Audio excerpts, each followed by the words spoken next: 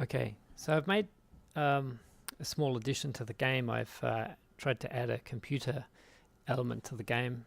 Let's have a playthrough first to see what I've added, and then I'll go through and walk through the code.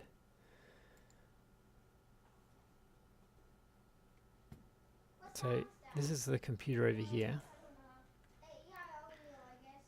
and then we can interact with it by clicking on it.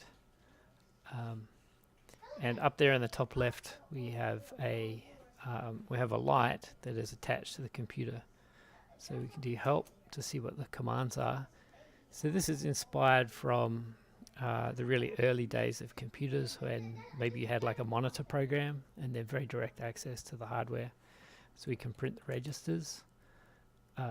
This device has got 10 registers. We can print memory. So it's PM for print memory from 0 to 5. We can we also have ports, which is maybe an old kind of Intel idea, but external devices are connected via ports, so we can print ports from say 0 to 5, and we can load a value. What is the command for that? It's set port. I need to add that to the list there, but set port 0 to 1, and then you can see that that light turned on. So that light is actually connected to it's connected to port 1, so it'll be on if there's a non-zero value. So let's set port 0 to be 3, turn it on.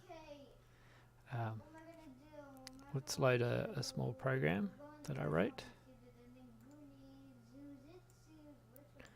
So if you copy a program here, it'll just execute these commands. This is set instruction 0 to load into R0 the value 1, and then this loads into port 0 the value 1, and then does a no-op operation, and then this third instruction loads into port 0 the value 0, so this is going to turn the light on and off. And then line 4 is doing a jump from R0. You'll see, I'm trying to record, trying to jump from R0. This will jump to the value that's in R0. We already loaded a 1 into R0, so this is going to jump to this line.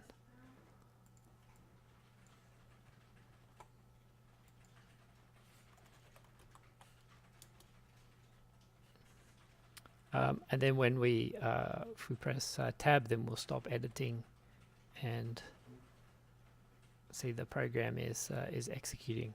When you press tab, when you select the computer, you do that with a left click. Then probably I should make it, if you left click again, it makes it go off. That would be more, maybe a little bit more expected or intuitive. Anyway, when you start editing the computer, so we can print the registers, program counter is currently at 1. The instruction shows you the last instruction that was executed, and we can print port 0 to 1. It's currently got a value of 0, so we'll turn this off. So the idea is to have a whole set of different devices, to have some sort of creatures wandering around on this mesh, although I need to figure out how to do mesh movement in order to have creatures that move around, and then you can have sort of guns and program turrets to destroy creatures that might attack your base, and maybe have some mining machines that you need to program to move components around between the machines and so forth. So this is really just it's a fair bit of work to get a little computer running, and I'm still kind of working out the structure to connect devices. But let's have a look through the code.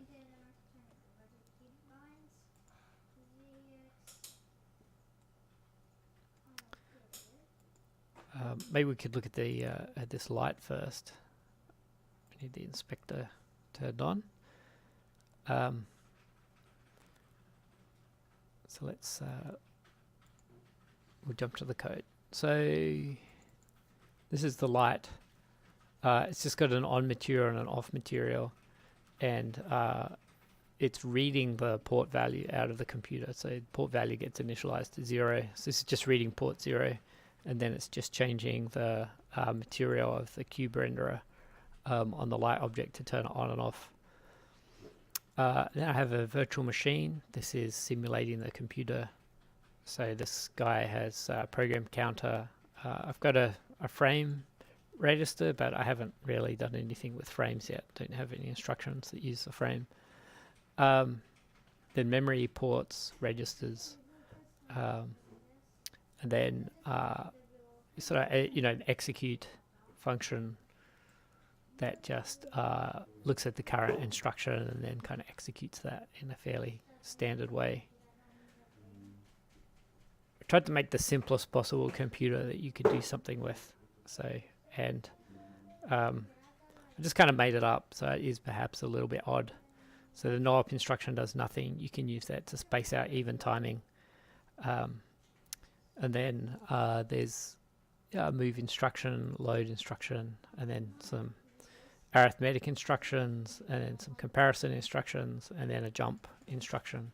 So jump instruction takes 3 parts. It takes the first value is where to jump to, and the second thing is a condition, and you can just pass condition as true is one of the conditions.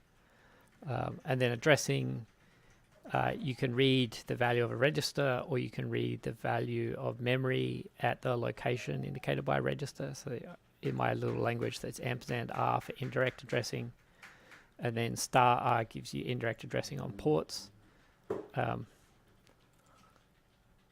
The only argument for this grammar is that it's simple, very simple to parse.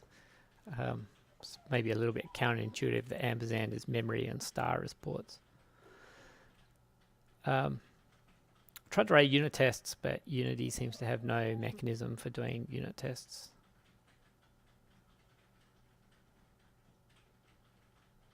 And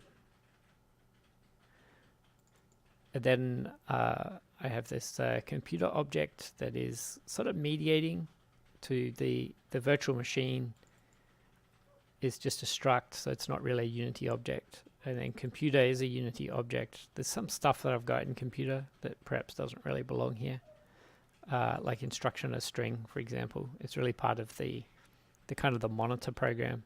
And then computer input has actually most of the monitor program, so it has all the commands here. And it also does the it has a monitor program, and the monitor program is rendering to a text box. And it only pays it to Julian. So I have a text box, and it only interacts if this computer input gets enabled and disabled, I think, by the custom events manager. Let's have a look here.